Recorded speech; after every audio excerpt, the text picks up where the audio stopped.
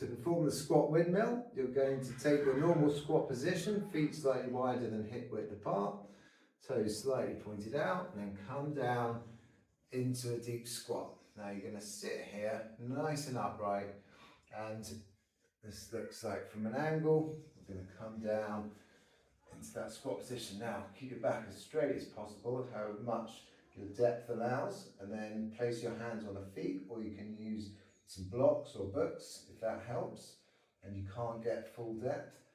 So place the hands where you can, and then you're going to rotate. So bring one arm out to the side and rotate fully before coming back down and repeating on the other side, trying to get as much range as possible without causing any pain.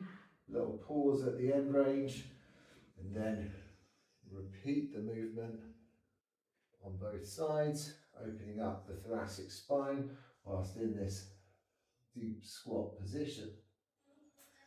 If that's taxing and the blocks don't help, try with a block, a little lower seat, come into that squat position, and then reach the floor, sit nice and upright, and repeat the movement, rotating one side to the other.